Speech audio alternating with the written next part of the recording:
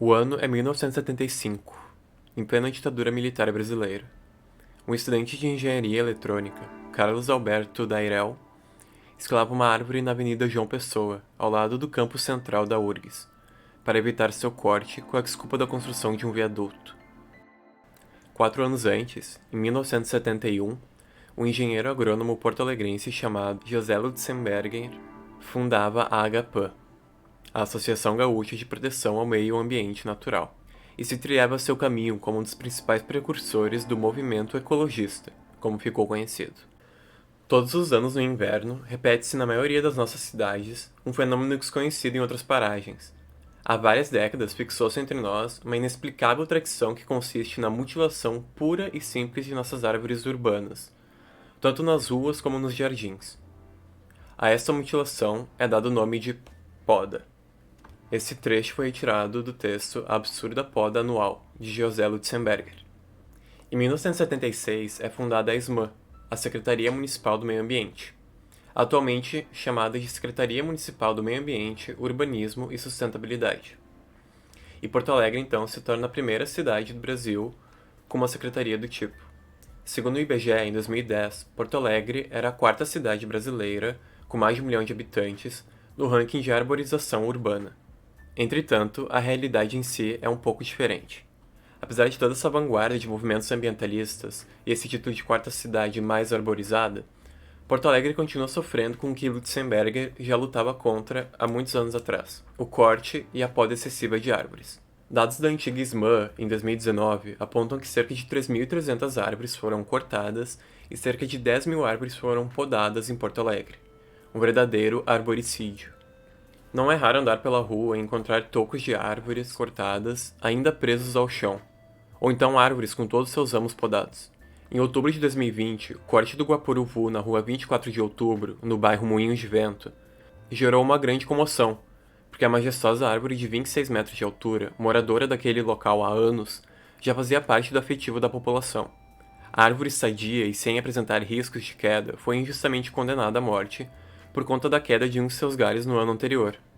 Mas isso poderia ter sido evitado se o aviso prévio de um dos moradores do condomínio onde ela se encontra tivesse sido ouvido e atendido.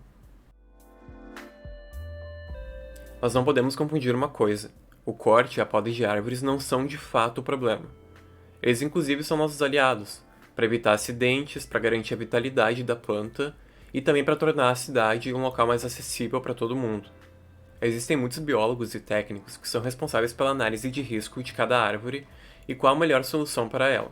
Eles são chamados de arboristas. O problema ocorre quando o governo do município não respeita e valoriza o setor ambiental, o mesclando com outros setores e reduzindo seu corpo técnico especializado, desmontando assim a estrutura que possuímos para uma análise ambiental realizada de forma ética. Ignorar a arborização urbana é ignorar os diversos benefícios que ela traz para a comunidade, como a redução da poluição sonora, o controle da temperatura e umidade da cidade por conta de sua respiração e projeção de sombras, em contraste ao asfalto que absorve todo o calor. Drenagem da água da chuva, evitando alagamentos, filtragens de poluentes no ar, embelezamento das cidades. Afinal, quem não gosta de uma bela árvore próxima à sua casa, ainda mais quando elas estão floridas? Elas servem também de casa para animais muito importantes para o equilíbrio ecológico, como as aves, anfíbios, insetos polinizadores e pequenos répteis e mamíferos. Enfim, são muitos e muitos mesmo os benefícios que trazem uma vasta arborização urbana, e esses são ainda maiores quando prezamos pela utilização de espécies nativas daqui da região, como por exemplo a grumichama, o gerivá, a corticeira, o chau-chau, a pitangueira e muitas outras árvores que servem de alimentos para animais e ajudam a manter viva a nossa biodiversidade local. Mas enquanto isso, o Jardim Botânico, por exemplo, a antiga Fundação Zoobotânica, que entre outras muitas funções exerce a produção de mudas de espécies nativas a preços acessíveis, segue precarizado e com demissões de funcionários, lutando para se manter vivo. Outro exemplo de descaso é o Viveiro Municipal de Porto Alegre, que em 2020 não possuía sequer água e energia elétrica, causando a morte de diversas mudas nativas e oferecendo um ambiente de trabalho extremamente precário para seus funcionários. Enquanto isso, a prefeitura gasta enormes quantias de dinheiro comprando mudas, muitas vezes exóticas, de empresas terceirizadas, a preços elevados. Precisamos continuar nos informando e exigindo de nossos representantes políticos que eles se preocupem com a infraestrutura de nosso município e também com a causa ambiental, pois ela nos afeta diretamente. Somos seres que vieram, vivem e dependem do meio natural. Então vamos preservar ele.